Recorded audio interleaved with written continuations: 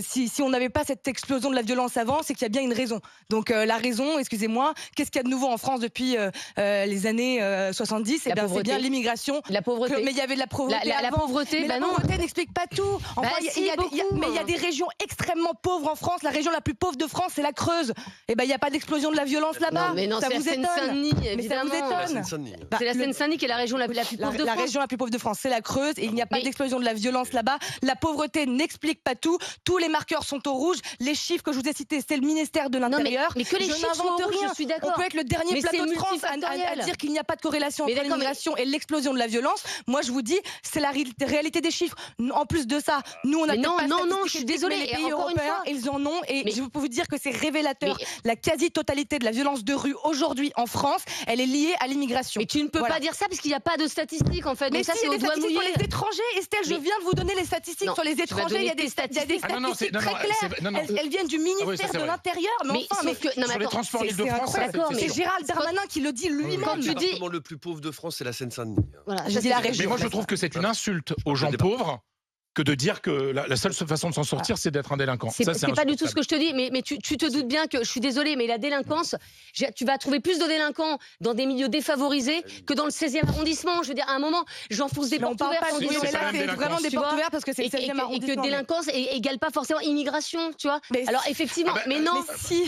Sur les agressions, je suis vraiment désolé, mais sur les agressions, sur la violence dans les transports en commun en Ile-de-France, ce sont les chiffres de Darmanin. Oui, mais c'est incroyable. Je voudrais bien contredire Juliette. Mais si tu regardais le niveau social, tu verrais que c'est aussi des gens qui ont un niveau social moins élevé. Oui, mais il y a aussi des gens avec des niveaux sociaux moins élevés qui ne font pas partie de ces statistiques. Oui, et tu as aussi des immigrés, qui ne sont pas des délinquants. Mais non, mais désolé, mais c'est la vérité, ce sont les chiffres qui le disent.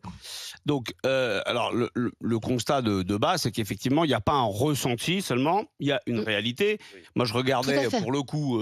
les chiffres récents d'ailleurs, entre 2017 et 2023, on a une augmentation des homicides entre 820 homicides et plus de 1000 aujourd'hui. Donc il y a une réalité derrière. Bien sûr que moi je fais partie de ceux qui estiment que le droit à la sécurité, c'est un droit fondamental pour les classes populaires et il y a aucune pudeur à avoir vis-à-vis de ça. Pour tout le monde, hein, d'ailleurs. Voilà. Pas que pour les classes populaires. Bien sûr, non mais je veux dire... En l'occurrence, pour l'intérêt général, y compris pour les classes populaires qui vivent dans ces quartiers, le droit à la sécurité, c'est un droit qui est fondamental. Maintenant, sur le discours du laxisme, je rappelle que les prisons en France sont suroccupées. On a un taux d'occupation des prisons de 120%. Donc, relativisons le discours. On est dans une situation en Allemagne, en Italie, il y a à peu près les mêmes chiffres de la criminalité et on a à peu près les mêmes types de politiques. Donc, on a un vrai problème de fond. Bien évidemment que je réfute tout discours qui corrélie l'immigration à la délinquance, bien évidemment. Et bien évidemment que, comme tu viens de le faire, par contre, le lien entre pauvreté et délinquance, comme tu le disais, on enfonce les portes ouvertes. Il suffit de lire Victor Hugo pour voir le lien. Voilà. Donc, bien évidemment qu'on a là un problème de fond. Je pense que dans ce sentiment d'insécurité qui correspond à une réalité, il y a des événements qui ont été marquants ces dernières années parce que le taux de préoccupation à plus de 90%, il est extrêmement fort.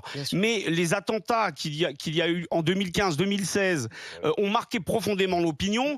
Les faits divers qui ont été très médiatisés, mais bon, il y a des faits divers qui méritent pour le coup d'être médiatisés parce qu'ils sont révélateurs.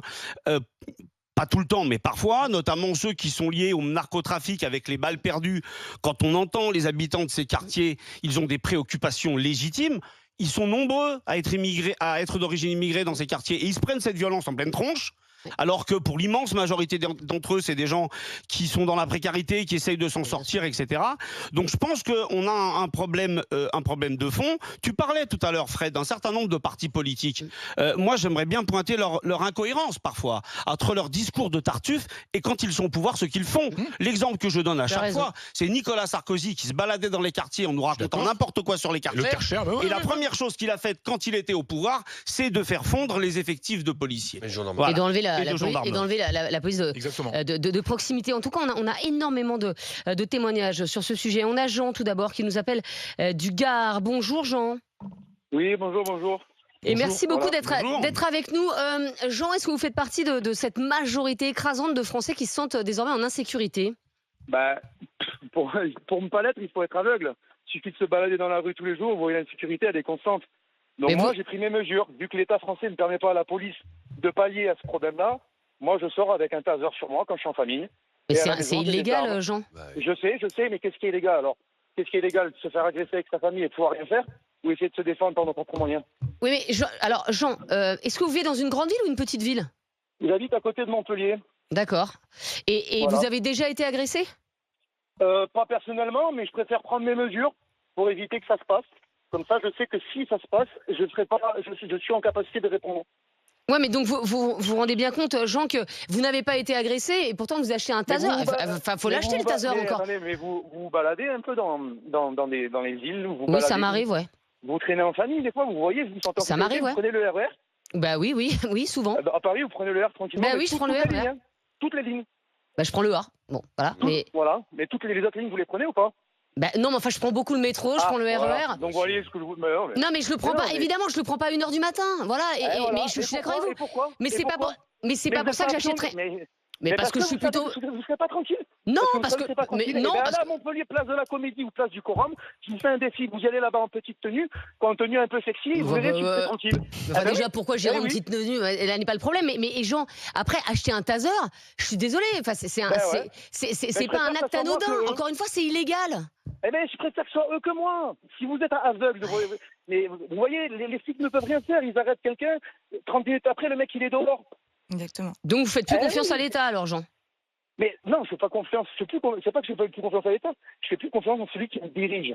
Donc, en soi, Oui, mais oui, sauf c'est que l'État. Jean, vous n'avez Mais jamais les été Français sont agressé, des donc mous. c'est que l'État n'a pas Mais été défaillant. parce que je suis quand même quelqu'un assez imposant, je suis un ancien militaire, je sais me défendre, j'ai une gueule qui passe bien, voilà, j'ai pas une tête de bouffon, voilà, donc bien sûr qu'on va pas m'approcher.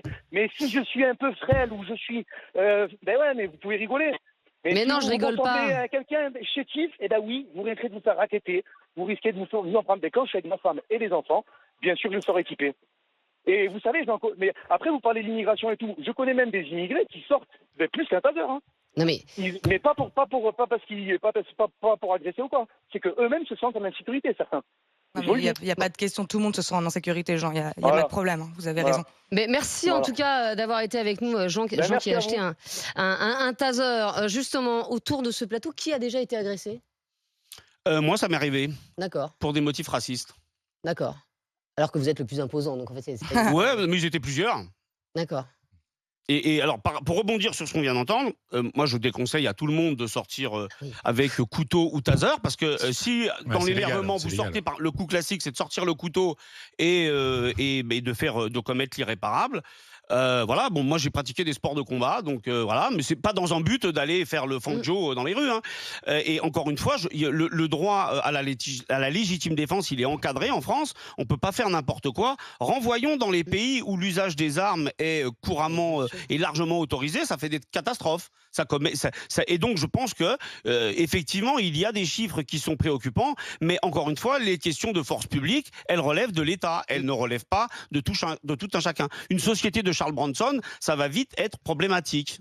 Ouais, d'accord, mais bon, à un moment donné, si ça peut aussi être la différence, Mais un taser c'est illégal. entre la mort, mais je m'en fiche. Ah Quand bah lui, moi, je la- m'en fiche. Bah L'État non, mais dans l'État ce- a le monopole, on peut pas dire ça. le monopole de la violence légitime du moment où il la met en œuvre pour nous protéger. Bah Du moment où d'accord. on n'est plus protégé, Mais bah, c'est dans juste une armurerie désolé. aussi, pendant qu'on y C'est est. normal, Mais c'est normal pas que les gens se légal. défendent. Et ben moi j'ai une petite bombe lacrymogène ou je sais pas quoi, un Oui, mais gel une dans bombe mon au poivre, sac, c'est et légal, je me c'est sens là, mieux. c'est Eh ben, je différent. me sens mieux quand je rentre chez moi le soir. Voilà, et c'est totalement normal que les gens à un moment se disent l'État n'est plus capable de me protéger, Tu il faut sais- que je le fasse Mais moi-même. le Non, mais taser t'as et une bon- bombe t'as bon poivrée, c'est pas pareil. Hein. Ils sont des récidivistes, ils ont tous des Exactement. casiers Le judiciaires longs comme le taser, bras. et une boîte et de Et une pareil, bombe au ouais, poivre, c'est c'est pas pas ça n'a rien pareil. à voir. C'est pas pareil. Il y a un Ça truc n'a qui rien s'appelle à la voir. légalité. Et pardon, hein, Oui, mais je tu te fais sais. agresser, ta bombe, elle est au fond de ton sac, et ben vas-y oui, pour mais- avoir le temps de mais la moi, je suis en- prendre, etc. mais moi, je suis et en avoir la présence d'esprit de la hypervigilance. Mais moi, je suis en hypervigilance, mais vous vous rendez pas compte. Moi, quand je prends le Et t'as métro, déjà été qu'il est un peu agressée tard, mais bien sûr, j'ai été agressée pour mon sac. On m'a fait une balafre comme ça pour mon sac. J'ai été agressée sexuellement 3 fois dans le métro où on s'est masturbé devant moi. J'ai eu des vols à l'arraché de portables. J'ai été agressée plein de fois. Mais c'est même hallucinant en fait que vous soyez passé entre les mailles du filet parce que Je je viens ne de te connais dire pas que une j'étais seule pas personne payé. qui prend le Faut métro tous écouter les quand même. jours et qui a une vie normale à Faut Paris et qui écouter. ne soit pas Je t'ai déjà pas fait dit- moi, je agresser. ne suis pas passé entre les mailles du filet. Je viens de te le dire il y a 30 secondes. Donc, Pardon, dis mais- pas ça.